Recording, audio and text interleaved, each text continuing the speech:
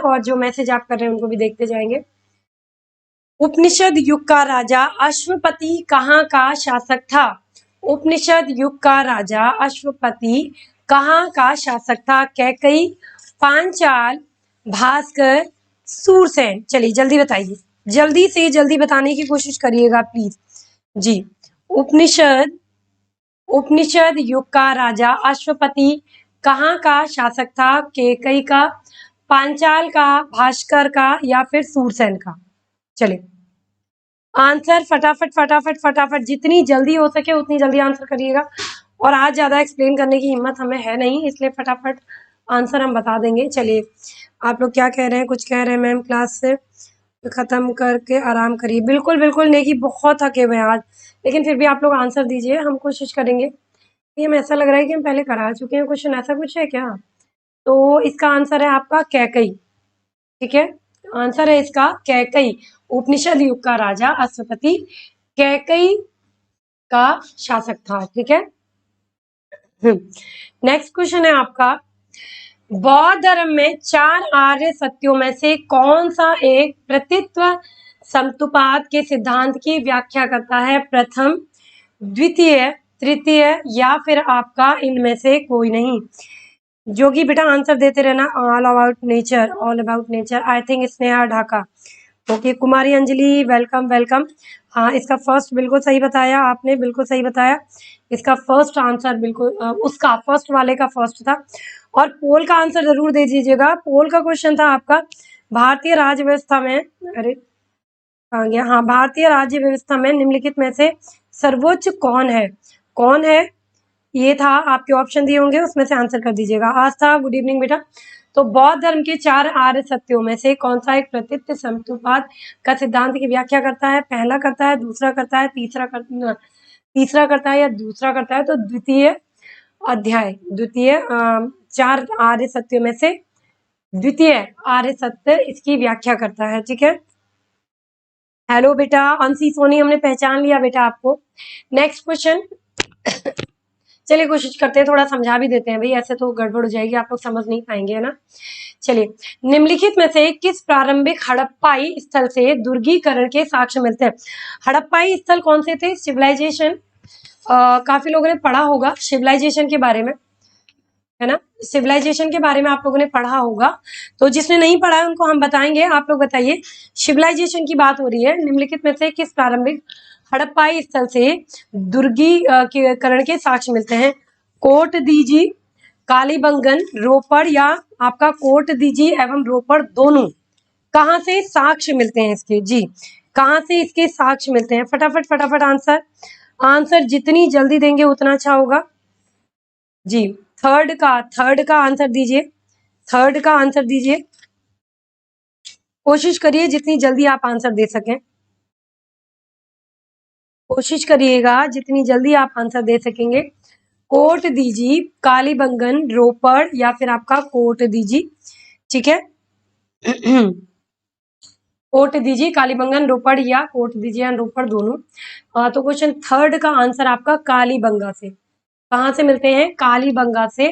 कालीबंगा का एक जो क्षेत्र है, हड़प्पा का जो क्षेत्र है, जहाँ से सिविलाइजेशन क्या है भाई? जहाँ से प्रमाण मिलते हैं, है ना, कि हाँ पहले यहाँ पे लाइफ थी, यहाँ पे लोग रहते थे। कई जगह से बहुत सारे प्रमाण मिले हैं।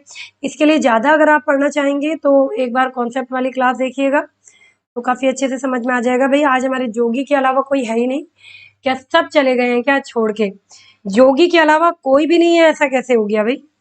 इतना इतना खराब एक्सपीरियंस तो नहीं होना चाहिए, इतना खराब एक्सपीरियंस तो नहीं होना चाहिए। तो जल्दी फटाफट आंसर करिए। हाँ, जल्दी फटाफट से फटाफट आंसर करने की कोशिश करिए। बुद्ध ने अपना अंतिम उपदेश निम्नलिखित में से किस शिष्य को दिया था? किस शिष्य को दिया था? आनंद को, सुभद्र को, सारिपुत्र को या उपाली को? किसको अपना अंतिम उपदेश दिया था? बुद्ध ने अपना अंतिम उपदेश किसको दिया था? चलिए ठीक है, हम कोशिश करते हैं एक्सप्लेन करने की। समृद्धि श्रीवास्तव। ओके परी, समृद्धि श्रीवास्तव के नाम से थोड़ी परी आए हो मैम। आई एम निशा। हाँ निशा, हमने पहचान लिया है बेटा आपको। और कहाँ है भाई? Arjun, thank you so much Arjun ji, आप आए। हमें तो लग रहा है सब भूल ही जा रहे हैं धीरे धीरे। हाँ चलिए, स्वाति सिंह है अच्छा स्वाति हमारी क्लास की है तो सुभद्र, बिल्कुल सही कहा सुभद्र। हाँ, क्वेश्चन क्या है, बुद्ध ने अपना अंतिम उपदेश सुभद्र को दिया था। अंतिम समय ने बुद्ध ने सुभद्र की बहुत सारी जो प्रॉब्लम्स थी उसका सोल्यूशन निकालने के उस पे उनको आदेश दिया था। ठीक है, नेक्स्ट क्वेश्चन है आपका, अशोक ने अपने किस शासकीय वर्ष में लुम्बिनी की यात्रा की थी? अशोक ने अपने किस शासकीय वर्ष में लुम्बिनी की यात्रा की थी? 9 वर्ष में, 20वें वर्ष में, 12वें वर्ष में या 26वें वर्ष में? कल भी आपकी एसएसटी होगी, कल फ्राइडे है, सैटरडे को आई थिंक हम जीके ले सकते हैं और संडे को हम हिंदी लेंगे। ठीक है, चलिए next question. Satyam ji thank you so much, आप भी आए, हम तो सोच रहे थे सारे बच्चे भूल ही गए। हेमा नहीं मैम जी, वेलकम वेलकम। चलिए आंसर करिए भाई, अब तो अब चलिए कल बात करते हैं आपसे स्कूल में कुछ टॉपिक पे, फिलहाल यहाँ पे आंसर करिए। अशोक ने अपने किस शासकीय वर्ष में लुम्बिनी की यात्रा की? 9वें वर्ष में, 20वें वर्ष में, 12वें वर्ष में या 26वें वर्ष में? फटाफट आंसर जितनी जल्दी देंगे उतना अच्छा होगा। अर्जुन जी बता रहे हैं 5 का भी, बिल्कुल अर्जुन जी बिल्कुल सही। और अर्जुन जी के साथ जिसने भी 20वें में आंसर बताया वो बिल्कुल सही है। लुम्बिनी अभिलेख में से अशोक द्वारा बुद्ध के जन्म स्थान, ठीक है, बुद्ध के जन्म स्थान की यात्रा के बारे में भी बताया जाता है और जन्म स्थान की यात्रा की जानकारी दी जाती है जो आपको दी गई है। शासकीय वर्ष में लुम्बिनी की यात्रा की 20वें वर्ष में, ठीक है, अशोक ने, जहाँ पे गौतम बुद्ध का जन्म भी हुआ था। चलिए नेक्स्ट क्वेश्चन है, Varsha Kothari thank you so much, welcome. निम्नलिखित में से किस अभिलेख में अशोक करों में कुछ रियायतों की घोषणा की? लघु शिलालेख सासाराम, भभु बैराट लेख, लुम्बिनी स्तंभ लेख या शिलालेख आपके शिलालेख 12? फटाफट आंसर क्वेश्चन नंबर 6 का आंसर।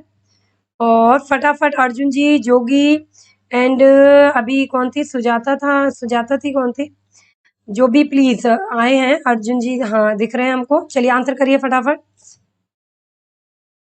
निम्नलिखित में से किस अभिलेख में अशोक करों में कुछ रियायतों की घोषणा की? राजेश जी अब आंसर कर दीजिए, आप लाइव हैं। लघु शिलालेख सासाराम, भभु बैराट लेख, लुम्बिनी स्तंभ लेख या शिलालेख 12?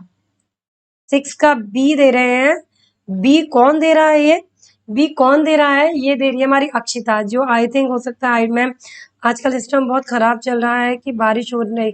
ये सही कहा अर्जुन जी, जस्ट अभी हमारे यहाँ भी 2 मिनट के लिए डराने के लिए आई है या पता नहीं किस चीज के लिए आई है, 2 मिनट के लिए बेवजह बारिश आई और डरा के चली गई। अभी यहाँ भी हुआ है। चलिए क्वेश्चन नंबर 6 का आंसर, तो लुम्बिनी स्तंभ लेख से अशोक के करों के कुछ रियायतें, जिसमें मतलब उन्होंने करों में कुछ रियायत कर दी थी, रियायत मीन्स थोड़ी छूट देना, उसके बारे में पता चलता है। ठीक है, सी आंसर बिल्कुल सही है अर्जुन जी। देन नेक्स्ट क्वेश्चन है, बहुत थके हैं आज हम भाई। कारागांडा क्या है? यहाँ से आपकी ज्योग्राफी शुरू हो गई है। बस दुख इस बात का है कि पुराने स्टूडेंट हमको पूरी तरह भूल चुके हैं, पूरी तरह।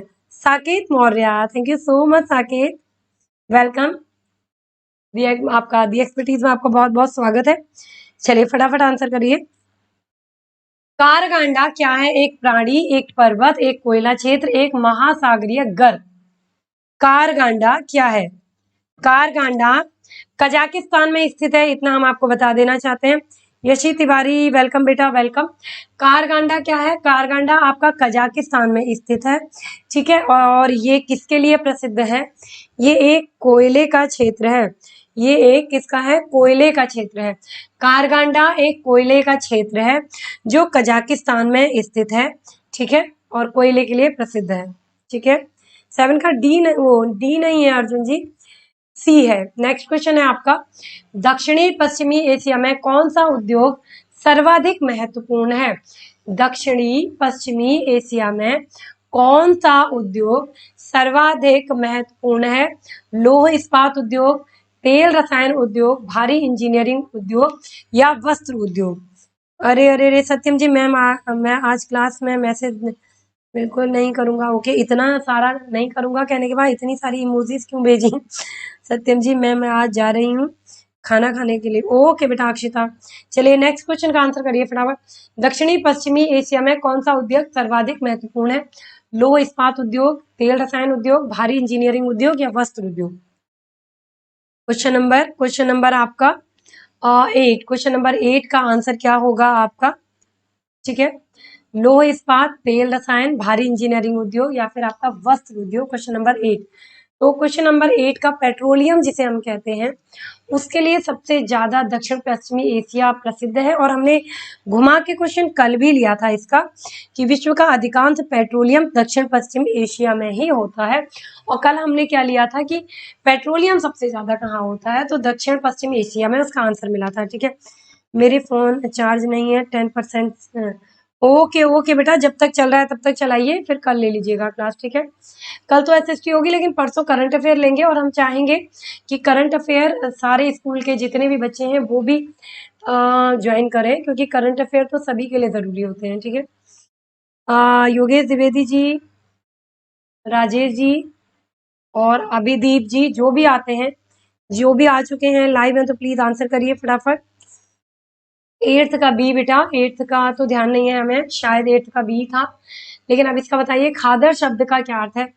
नवीन जलोढ़ मिट्टियां, शुष्क बलुई मिट्टियां, पुरानी जलोढ़ मिट्टियां, अर्ध काली मिट्टियां।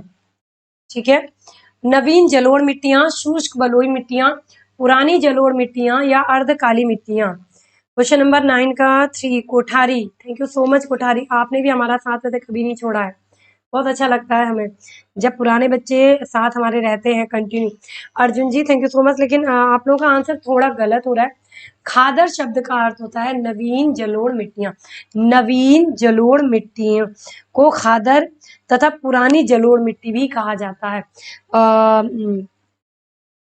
पुरानी जलोढ़ मिट्टी में से किस नाम से जाना जाता है? आई थिंक बांगर नाम से जाना जाता है इसको। ठीक है, चलिए नेक्स्ट क्वेश्चन। कुमारी अंजलि, वेलकम वेलकम अंजलि जी।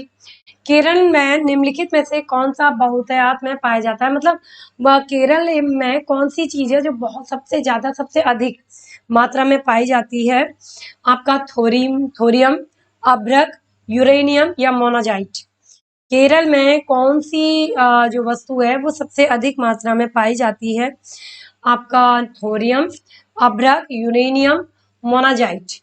केरल की में निम्नलिखित में से कौन सा बहुतायत में पाया जाता है? तो इसका आंसर है 10 का मोनाजाइट। क्या आंसर है? मोनाजाइट। जिसने भी आंसर दिया अभी तक एक का भी आंसर नहीं आया, आंसर करा करिए बेटा आप लोग फटाफट।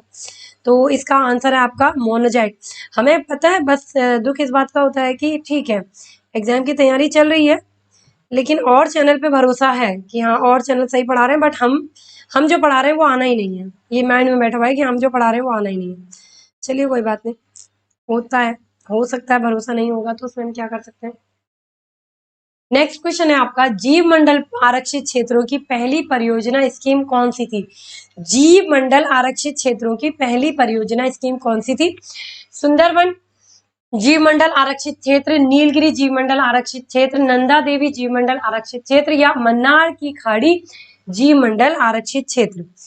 हाँ जी साकेत, अच्छा आंसर कर रहे हैं, बिल्कुल बिल्कुल साकेत आंसर करते रहिए। काफी अच्छा लग रहा है हमें, साकेत भी लाइव आया है हमारी क्लास में। इतना थके हुए हैं ना कि हमारी आंखें बंद हो रही हैं आज। चलिए, जीव मंडल आरक्षित क्षेत्रों की पहली परियोजना स्कीम कौन सी थी? सुंदरवन जीव मंडल आरक्षित क्षेत्र, नीलगिरी जीव मंडल आरक्षित क्षेत्र, नंदा देवी जीव मंडल आरक्षित क्षेत्र या मन्नार की खाड़ी जीव मंडल आरक्षित क्षेत्र। क्वेश्चन नंबर 11 का आंसर। तो हम देखते हैं कि 11 का आंसर है, बिल्कुल 11 का तुक्का गलत लग गया बेटा। 11 का आंसर जो है वो मन्नार की खाड़ी है। 11 का आंसर जो है वो आपका मन्नार की खाड़ी है। ठीक है, सुंदरवन जीव मंडल आरक्षित क्षेत्र आपके मन्नार की खाड़ी है। ठीक है, हाँ ये आपकी आई थिंक 1989 में ये आरक्षित हुई है। ठीक है, चलिए नेक्स्ट क्वेश्चन आपका, गर्म पानी अभ्यारण्य कहाँ स्थित है? अभ्यारण्य क्या होता है कि अगर छोटे बच्चे समझना चाहें तो एक तरह का जू, मतलब जू होता नहीं है, अभ्यारण्य एक बहुत बड़ी जगह होती है, जू तो एक लिमिटेड एरिया में होता है। अभ्यारण्य वो वहां पे वो भी होता है कि उनको सेफ रखा जाता है। कोई एक ऐसा जानवर होता है या एक दो तीन ऐसे जानवर होते हैं जहाँ पे उनको सुरक्षित रखा जाता है, उनको सेफ रखा जाता है। ठीक है, तो दीफू असम में, गंगटोक सिक्किम में, कोहिमा नागालैंड में या जूनागढ़ गुजरात में। अभ्यारण्य, गर्म पानी अभ्यारण्य कहाँ स्थित है? गर्म पानी अभ्यारण्य कहाँ स्थित है? टीफू असम में, गंगटोक सिक्किम में, कोहिमा नागालैंड में या फिर आपका अंशुमन, वेलकम वेलकम वेलकम। बहुत मिस कर रहे थे आपको, बहुत कम स्टूडेंट हैं अभी, लेकिन कोई बात नहीं, आ जाएंगे धीरे धीरे। और अगर चैनल अच्छा लगता है तो आज थोड़ा थकान लगी है तो क्रेज नहीं है हमारे आवाज़ में, मतलब वो दम नहीं है, लेकिन कोशिश कर सकते हैं आप लोग। वर्षा ने बताया 12 का डी बताया वर्षा ने, जूनागढ़ गुजरात, बिल्कुल सही बताया। गर्म पानी वन्यजीव अभ्यारण्य असम के, नहीं, एक सेकंड। गर्म पानी अभ्यारण्य बताया जा रहा है, ये आपका जूनागढ़ में नहीं है, ये असम में है भाई, दीफू असम में है, ठीक है, दीफू असम में है ये गर्म पानी जीव अभ्यारण्य। यहाँ ये दीफू से 92 किलोमीटर दूर है, मतलब असम में दीफू से 92 किलोमीटर दूर है ये। और हाँ ठीक है, असम है बेटा। चलिए नेक्स्ट क्वेश्चन, निम्नलिखित में से कौन सा भारत में सबसे बड़ा कोयले का क्षेत्र है? झरिया, बोकारो, रानीगंज या गिरिडीह? ये इंपॉर्टेंट क्वेश्चन है, इस बार इसलिए दोबारा लिया है, ये पहले हम ले चुके हैं, ठीक है। बहुत खराब लग रहा है, स्टूडेंट्स नहीं आ रहे। मैम 10 का आंसर क्या था? 10 का आंसर तो अभी याद नहीं बेटा, पहले इसको देख लें, क्वेश्चन ही याद नहीं है ना क्या था, तो देख लेंगे, ठीक है। निम्नलिखित में से कौन सा भारत में सबसे बड़ा कोयले का क्षेत्र है? झरिया, बोकारो, रानीगंज या गिरिडीह? तो भारत का सबसे बड़ा महत्वपूर्ण कोयले का क्षेत्र इतना बता सकते हैं हम कि पश्चिम बंगाल में है, पश्चिम बंगाल में। तो पश्चिम बंगाल में वो कौन सी जगह है? तो पश्चिम बंगाल में बेटा वो रानीगंज है, बोकारो नहीं। बोकारो तो आए थे, कहाँ है भाई लो, अभी इतना स्ट्रेस हो गया है ना थकान से कि याद नहीं आ रहा। बोकारो एमपी में है, बिहार में है, उड़ीसा, याद ही नहीं आ रहा है। चलिए फिलहाल ये वहां नहीं है, पश्चिम बंगाल में है आपका और रानीगंज, ठीक है। भारत का सबसे बड़ा एवं महत्वपूर्ण कोयला क्षेत्र है आपका पश्चिम बंगाल, रानीगंज में स्थित है, ठीक है। हाँ रानीगंज में स्थित है और इसका क्षेत्र पर आई थिंक 1092 किलोमीटर करीब है, वर्ग किलोमीटर, ठीक है। नेक्स्ट क्वेश्चन, दामोदर नदी का ऊपरी मार्ग एक क्या है? बहुत बार ले चुके हैं इस क्वेश्चन को, शायद आज तो नहीं लेना चाहिए था, इंपॉर्टेंट है, चलिए इसलिए अच्छा है। मैम जब आप थक जाया करें तो मेरे को बता दिया करें, इन लोगों को फिजिक्स पढ़ा दिया करिए, इन लोगों को मैं फिजिक्स पढ़ा दिया करूँ। बिल्कुल अंशुमन, लेकिन एक्चुअली प्रॉब्लम यह है कि आप पढ़ाएंगे कैसे, ऐसे नहीं पढ़ पाते हैं ना, उसके लिए सिस्टम चाहिए, उसके लिए चैनल, मतलब काफ़ी कुछ प्रोसेस होती है। अगर आप कर सकते हैं तो बहुत अच्छा है। हम वहाँ आपको की वगैरह भेज देंगे, जो भी होती है प्रोसेस सीईओ साहब से बता देंगे और आप पढ़ा दीजिएगा, ठीक है। क्लास में जान नहीं है ऐसे लग रहा है। अजीत जो कि बेटा हमारे में ही जान नहीं है, आज हम बहुत थके हैं भैया, सुबह 4:30 बजे उठ गए थे और अभी तक आप लोग विश्वास नहीं करेंगे, हमने 2 रोटी जो सीरियसली टिफिन में ले गए थे, उसके अलावा खाना तो दूर, बैठने की भी जगह टाइम नहीं मिला है हमको, तो बहुत थके हैं आज। बट प्लीज़ अगर थकने के बाद भी हम क्लास लेने की हिम्मत रख सकते हैं तो आप लोग रुकने की हिम्मत भी रख सकते हैं, मतलब क्लास को कंप्लीट करवाएंगे। तो भ्रंश घाटी, ठीक है, कल से ऐसा नहीं होगा। भ्रंश घाटी कहलाता है, ठीक है। 14 का बेटा भ्रंश घाटी, रीफ्ट घाटी जिसे कहते हैं, ठीक है, रीफ्ट घाटी जिसे कहते हैं वो कहलाता है। ओके आगे बढ़े। भारत में ई प्रकार की जलवायु पाई जाती है? हिमालय में, थार में, तमिलनाडु में या कोंकण में?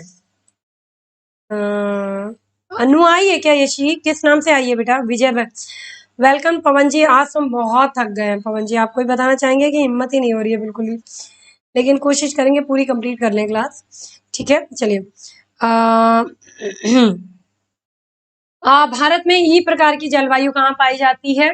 हिमालय में, थार में, तमिलनाडु में या कोंकण में? ठीक है, अन्नू बीटीसी रीस्ट घाटी, बिल्कुल राजेश जी, बड़ी देर में आंसर दिया आपने, इतनी देर से हम आपका नाम ले रहे थे। और अन्नू वेलकम बेटा वेलकम। आज हमारी थकान पे मत जाइएगा, ऐसी नहीं जाती है बेकार क्लास, लेकिन आज अभी जस्ट आए हैं, बैठे हैं और क्लास लेना स्टार्ट, ठीक है। मेकअप करने का टाइम भी नहीं मिला हमें। तमिलनाडु, ओके, थानेस्ट के अनुसार भारत के निम्नलिखित क्षेत्र में आपका पाई जाती है ई प्रकार की जलवायु, but according to this question आपका थार होगा। भारत में ई प्रकार की जलवायु इन ऑप्शन के हिसाब से थार में पाई जाती है, ठीक है। हाँ, थार में पाई जाती है। नेक्स्ट क्वेश्चन है मैम, अनु बीटीसी का नाम से आई है। हाँ बेटा, पता चल गया हमको। मरुमेध वनस्पति निम्नलिखित में से किसका अभिलक्षण है? छोटा नागपुर पठार का, खासी पहाड़ियों का, पूर्वी घाट का या कच्छ का? सो जाइए आप। नहीं राजेश जी, क्लास तो कंप्लीट करेंगे और आप लोगों से रिक्वेस्ट है कि प्लीज बस जैसे तैसे क्लास आज की कंप्लीट कराएंगे आप। मरुमेध वनस्पति निम्नलिखित में से किसका अभिलक्षण है? छोटा नागपुर पठार का, खासी पहाड़ियों का, पूर्वी घाट का या कच्छ यानी कि गुजरात में जो कच्छ एरिया है वहां का? तो इसका आंसर आपका वही है इसका आंसर कि मेकअप जो डेली करते हैं वो आज नहीं किया है। फिलहाल मजाक कर रहे हैं, अभी तो मार्केट से पहुंचे और 5 से ही क्लास लगा दी, हमने कहा चलो छोड़ो, 6 से ब्रश करती हूँ आपके दांत। अच्छा, बिल्कुल बिल्कुल सही कहा अंशुमन। चलिए नेक्स्ट क्वेश्चन आपका ले लेते हैं। निम्नलिखित नदियों में से कौन मानसरोवर के समीपवर्ती क्षेत्र से नहीं निकलती है, यानी कि मानसरोवर के आसपास से नहीं निकलती है? सिंधु है, चिनाब है, सतलज है या ब्रह्मपुत्र है? जाइए नहीं, बहुत नाराज हो जाएंगे हम, क्योंकि ऐसी मरणासन स्थिति में भी हम क्लास ले रहे हैं। दिलीप जी वेलकम, और आप लोग जाएंगे नहीं, ठीक है। निम्नलिखित में से नदियों में से कौन सी एक नदी है जो मानसरोवर के आसपास से नहीं गुजरती है? सिंधु है, चिनाब है, सतलज है या ब्रह्मपुत्र है? ठीक है, ठीक है, हाँ बिल्कुल सही कहा। जल्दी बताइए कौन सी नदी है जो मानसरोवर के आसपास के इलाके में है ही नहीं? तो ऑप्शन सी इसका करेक्ट है। 17 का सी किसने दिया? Arjun Maurya ji, thank you. Sorry C नहीं, thank you so much Arjun ji, आप आंसर दे रहे हैं और आपका आंसर देख के हमने भी सी बोल दिया है, बट सी नहीं है। निम्नलिखित नदियों में से मानसरोवर के आसपास के इलाके से भी जो नहीं गुजरती है वो है आपकी चिनाब, ठीक है। चिनाब नदी हिमाचल प्रदेश से गुजरती है। चिनाब नदी आपके हिमाचल प्रदेश के लाहौल क्षेत्र के एरिया से बहती है, और इसके अलावा जितनी भी नदियां हैं वो मानसरोवर के साइड से आती हैं। देखिए आप सिंधु देख लेंगे, सिंधु के बारे में भी हमने पढ़ाया है, अपनी भारतीय नदियों के बारे में जब पढ़ाया था तो उसमें पढ़ाया है, सतलज के भी बारे में पढ़ाया, ब्रह्मपुत्र के बारे में पढ़ाया। ये सारी जो है कोई तिब्बत साइड से, कोई नेपाल साइड से, कोई उस साइड से आई है, तो वो सारी है मानसरोवर साइड से, लेकिन चिनाब नदी आपकी हिमाचल प्रदेश से है, ठीक है। नेक्स्ट क्वेश्चन है आपका, भारत में मैनग्रोव वनस्पति अधिक विस्तृत रूप से पाई जाती है? मालाबार तट से, सुंदरवन में, कच्छ के रण में, तटीय उड़ीसा में? चिनाब हिमाचल है, बिल्कुल राजेश जी। ओ गॉड, आज किसी तरह क्लास लेंगे, कल अगर ऐसा ही रहा, कल हमको कहीं जाना पड़ा तो ऐसा ना हो कैंसिल करनी पड़े क्लास, बहुत थकान लग जा रही है ना, लेकिन करेंगे क्लास, चाहे 20 ही क्वेश्चन ले, चाहे 10 ही मिनट की क्लास होगी, क्लास जरूर होगी। भारत में मैनग्रोव वनस्पति अधिक विस्तृत रूप में पाई जाती है? मालाबार तट में, सुंदरवन तट में, कच्छ के रण में या तटीय उड़ीसा में? क्वेश्चन नंबर 18 का आंसर करेंगे आप, क्वेश्चन नंबर 18 का आंसर। तो भारत में मैंग्रोव नहीं है ये, सॉरी, हाँ लिख रहे मैंग्रोव भी पढ़ा होगा, हो सकता है अभी इसका नाम ये भी होगा, लेकिन हमने तो मैंग्रोव करके पढ़ा है, मैंग्रोव वनस्पति। और ये आपने सुना होगा, ये कहाँ सबसे ज्यादा? सुंदरवन डेल्टा में पाई जाती है, तो सुंदरवन ही आंसर होगा ना, है ना। और कहाँ है सुंदरवन डेल्टा? हमने आपको जब भारत की नदियों के बारे में पढ़ाया था तो ये बहुत आराम से पढ़ाया है, बहुत एक एक चीज को क्लियर करके पढ़ाया है। छुट्टी तो नहीं ले सकते बेटा कनक, छुट्टी तो नहीं लेंगे, बड़ी मुश्किल से तो स्कूल खुला है, हमने बहुत मिस किया है स्कूल को, यहाँ से छुट्टी जरूर ले सकते हैं क्योंकि ये तो अपने मन का डेली होता है। भारत के किस राज्य में भिलाई लौह एवं इस्पात संयंत्र स्थित है? हाँ, और यही आसपास में आपका राउरकेला, भिलाई, दुर्गापुर, ये तीनों एक साथ में ही है, ठीक है, आसपास ही है। भारत के किस राज्य में भिलाई लौह एवं इस्पात संयंत्र स्थित है? झारखंड में, बिहार में, उड़ीसा में या छत्तीसगढ़ में? इस मैम ने बताया था, है ना? हाँ, तो हमने बताया है, बहुत अच्छे से बताया है, तो अभी हम एक्सप्लेन नहीं करेंगे। 18 का प्रश्न समझ में नहीं आ रहा। 18 का प्रश्न अभी राजेश जी देखते हैं भैया ऐसा क्या दे दिया था। अर्जुन जी आपने डिलीट क्या किया? सत्यम बेटा लाइव रहना, अगर नाम नहीं ले पाए तो जोगी कोई भी प्लीज नाराज मत होना। 19 का डी बिल्कुल करेक्ट है, बिल्कुल आपका बिल्कुल ही करेक्ट आंसर है। भिलाई लोहा एवं इस्पात केंद्र आपका छत्तीसगढ़ में है। ठीक है, पता नहीं क्या बोल रहे हैं, ऐसा लग रहा है नींद में नशे में हमने थोड़ा लगा रखी है आज, ये समझ के आप लोग क्लास ले लीजिए। अच्छा हाँ 18 राजेश जी ने कहा था, समझ में नहीं आया। अच्छा मैंग्रोव वनस्पति राजेश जी, ये थोड़ा मिस प्रिंट हो गया है। ठीक है, मैंग्रोव वनस्पति तो आपकी सुंदरबन डेल्टा में ही है ना, जो सबसे बड़े डेल्टा है ना? तो उसको कहा गया है, ये लिखने में गड़बड़ हो गया, सॉरी। भारत में प्रथम जैव मंडल आरक्षित क्षेत्र कहाँ स्थित है? नंदा देवी, सुंदरबन डेल्टा, ग्रेट निकोबार या नीलगिरी? ठीक है, किसमें यहाँ भी छुट्टी नहीं मिलने वाली, पहले एप्लीकेशन ग्रांट कराइए आप। राजेश जी छुट्टी तो हम लेंगे भी नहीं, हम भी नहीं चाहते, हम लोगों को हमें चैन नहीं मिलता, जैसे हम स्कूल के बच्चों से मिले बिना हमें चैन नहीं मिलता, वैसे हम जब तक आप लोगों से ना मिले हमें चैन नहीं मिलता।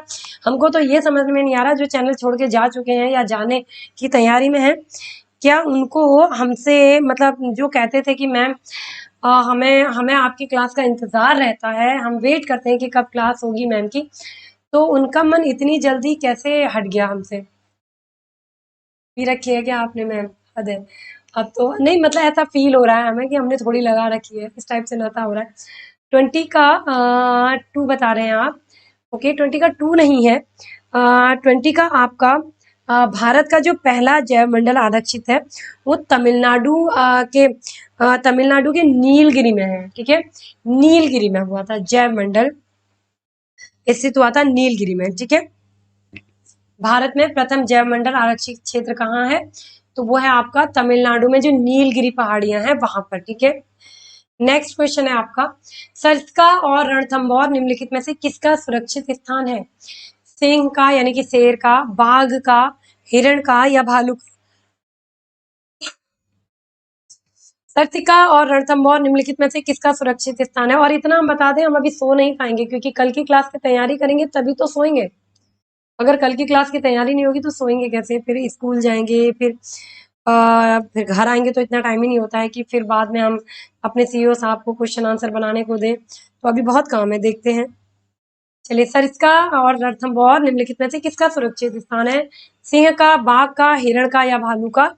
तो सरिस्का जो क्षेत्र है जो आपका राजस्थान में है, आई थिंक राजस्थान में सवाई माधोपुर में है, ये राजस्थान के सवाई माधोपुर में है, तो वो बाघ का संरक्षित स्थान है, सुरक्षित स्थान है। ठीक है, बाघ का। मैम कल हम यूपी टेट के लिए संस्कृत की क्लास लेंगे, यूट्यूब पर लाइव करेंगे।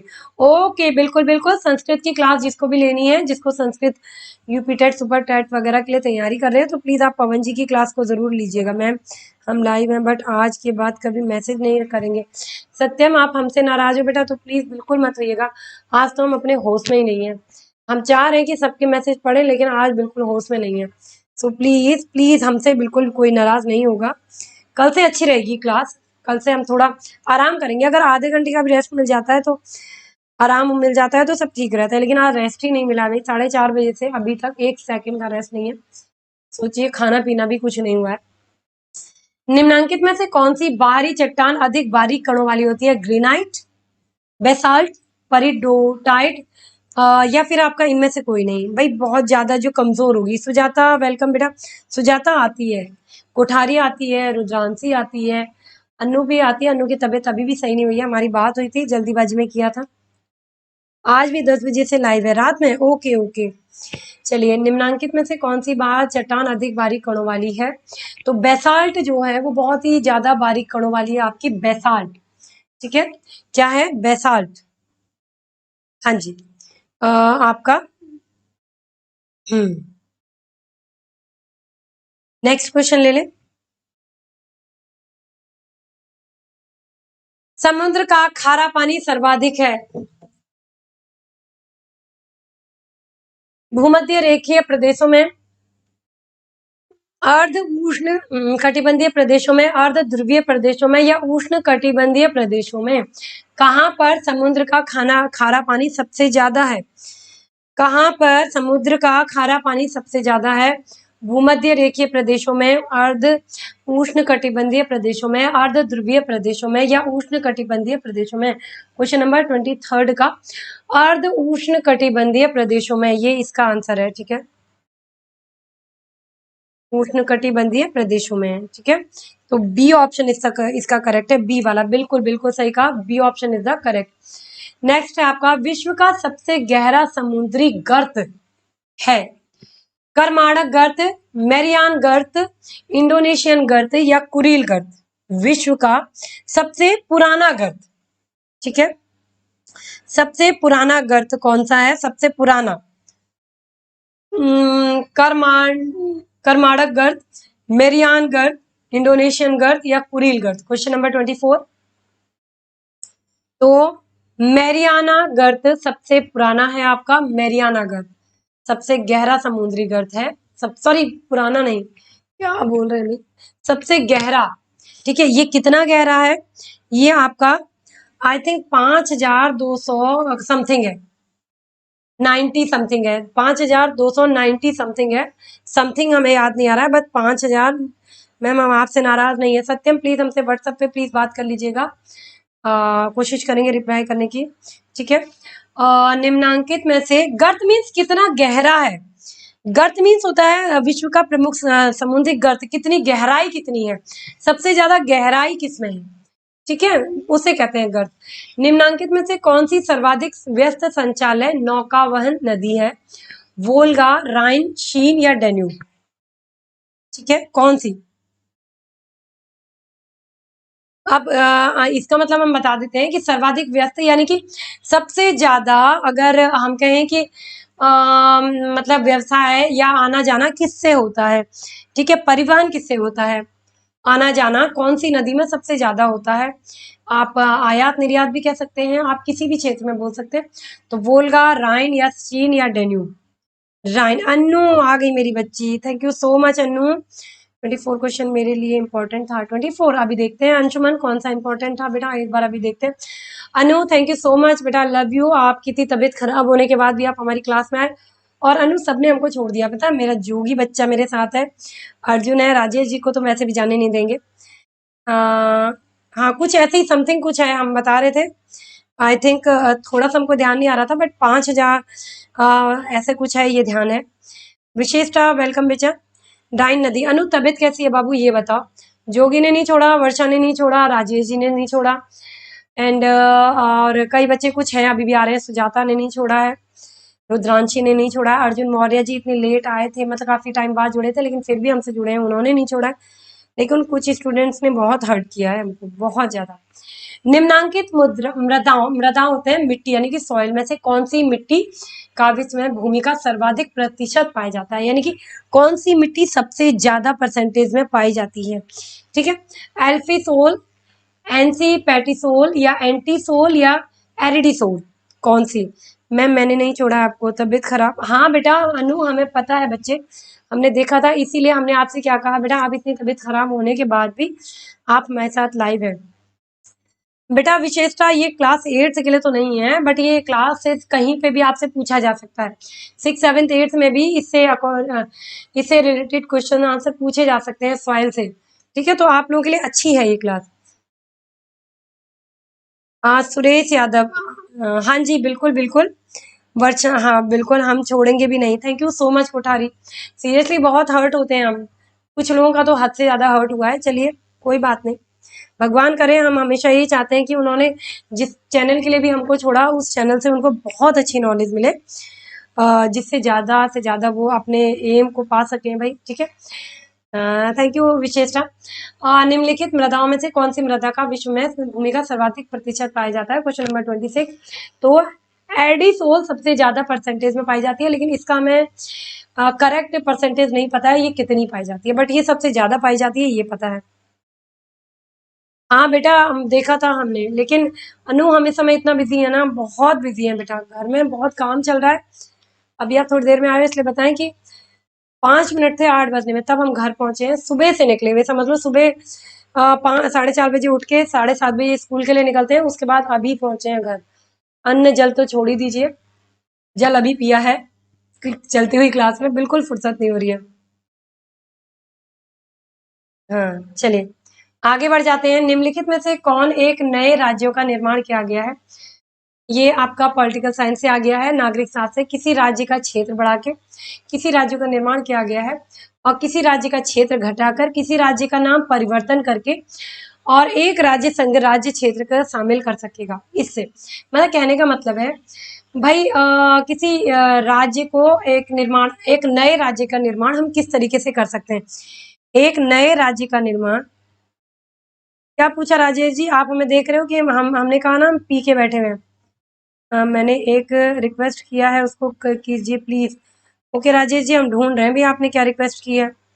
सबसे नहीं, हम आपकी रिक्वेस्ट तो हमें दिख नहीं रही राजेश जी, बहुत ऊपर तक चले गए हम। क्लास 1 या 1.5 महीने में फिर से लगा दीजिए। पीडीएफ की क्लास मतलब समझे नहीं राजेश जी, हम इन्हीं पीडीएफ की समझे नहीं सीरियसली। 27 का आंसर दीजिए, फिर हम मतलब समझ नहीं पा रहे हैं राजेश जी, आप क्या करें। अभी हम आपसे उसमें पूछ लेंगे, और अगर नहीं भी पूछ पाए तो प्लीज आप मैसेज करके बताइएगा। हम थोड़ा समझ नहीं पा रहे हैं कौन से पीडीएफ, जो हम पहले करा चुके हैं उन पीडीएफ को करवा लेंगे, कोई प्रॉब्लम नहीं। निम्नलिखित में से कौन एक नए राज्यों का निर्माण किया गया है? तो एक राज्य संघ राज्य क्षेत्र में शामिल कर सकेगा। ठीक है, ये है आपका। नेक्स्ट क्वेश्चन है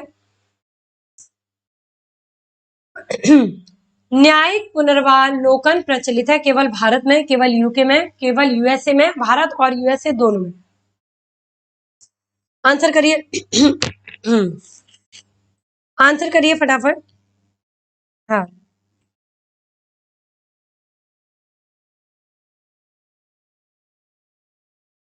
27 का बी, 28 हमने क्वेश्चन लिया है। 28 न्यायिक पुनर्वालोकन प्रचलित है कहाँ? भारत, केवल भारत में, केवल यूके में, यूएसए में, भारत और यूएसए में दोनों में। हाँ बिल्कुल सही। करेक्ट है मोनू सिंह। देख रहे हैं मोनू जी, आपका नाम मोनू सिंह ही है या किसी और नाम से हम आपको जानते हैं? द्विवेदी जी ने भी हमको नहीं छोड़ा है, वैसे ये बात सही है, लेकिन आज इतना लेट क्यों आए हैं द्विवेदी जी? ये बात सच है। अभी ये नहीं कि द्विवेदी जी आ गए, क्योंकि हम थोड़ा थके हुए हैं ना, तो स्टूडेंट्स का नाम भी थोड़ा जल्दी याद नहीं आ रहा है। द्विवेदी जी भी एक ऐसे स्टूडेंट है जिन्होंने मैं बहुत पहले से सपोर्ट किया और बहुत अच्छे से सपोर्ट किया। तो भारत और यूएसए में, ठीक है, बिल्कुल भारत और यूएसए दोनों जगह में, ठीक है। मतलब यही क्लास फिर चाहिए यही प्रश्न। ठीक है बिल्कुल बिल्कुल मिल जाएगी, लेकिन पीडीएफ तो आपको वैसे भी मिल जाएगा राजेश जी, करवा लेंगे। हाँ थोड़ा जिसमें हमारे में भी जोश हो वैसी क्लास चाहिए हो रही होगी, मरी मरी क्लास छोड़ के, बिल्कुल कभी करवा देंगे। निम्नलिखित में से कौन संघ राज्य क्षेत्र नहीं है? Revision as a revision test करा देंगे, है ना। नहीं तो लिया है गया है मैम न्यायिक, हाँ वहीं से तो लिया गया है अनु, बिल्कुल सही कहा, ये हम बताने वाले थे फिर बातों में भूल गए, और ये थकान की वजह से भूल गई। वहीं से तो यूएसए से ही तो ली गई है, ये क्वालिटी यूएसए से ही भारत में आई है। अनु बिल्कुल सही है आपका आंसर। निम्नलिखित में से कौन संघ राज्य क्षेत्र नहीं है? अंडमान और निकोबार द्वीप समूह, दमन एवं दीव, गोवा या पांडुचेरी?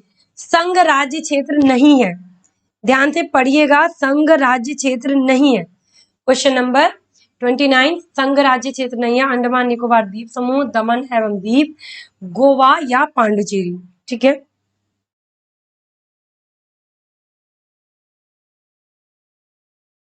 क्वेश्चन नंबर, मेरा नाम मोनू ही है। Okay Monu ji, welcome welcome, thank you so much. Adesh ji इतनी लेट आए हैं आप, सॉरी। आज जो नए स्टूडेंट आए हैं वो जरूर अपने, जिन्होंने शेयर करके आप लोगों को बुलाया, वो कहेंगे अरे इतनी थकेली मैम, इतनी बेकार क्लास, ऐसी क्लास के लिए आपने हमको बोला कि प्लीज जरूर आना। लेकिन सीरियसली आज हम सुबह से बहुत बिजी थे, इस वजह से हम नहीं आ पाए, मतलब नहीं कर पा रहे हैं ढंग से क्लास, बिल्कुल रेस्ट नहीं मिल पाया है, तो बहुत थक गए हैं। आंखों में ऐसी नींद भरी हुई है कि कब क्लास छूटे और अब कब सो जाए, और सो भी नहीं पाएंगे हम, कल की क्लास की तैयारी करेंगे। सो कल एक बार दोबारा आके देखिएगा, आपको अच्छा लगेगा सीरियसली। तो गोवा एक संघ राज्य क्षेत्र नहीं है, ठीक है। चलिए नेक्स्ट है आपका 29 का सी, बिल्कुल सही। निम्नलिखित में से कौन संसद के संयुक्त सत्र की अध्यक्षता करने हेतु अधिकृत है? भारत का राष्ट्रपति, भारत का उपराष्ट्रपति, भारत का प्रधानमंत्री या लोकसभा अध्यक्ष? निम्नलिखित में से कौन संसद के संयुक्त सत्र की अध्यक्षता करने हेतु अधिकृत नहीं, अधिकृत है, किसी की भी अध्यक्षता कर सकता है वो? भारत का राष्ट्रपति, भारत का उपराष्ट्रपति, भारत का प्रधानमंत्री या लोकसभा का अध्यक्ष? चलिए फटाफट बताइए।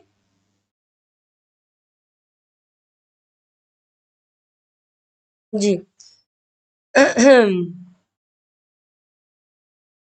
अच्छा आदेश जी, तब ठीक है। कल भी हम कह रहे थे आदेश जी आप लेट आए हैं।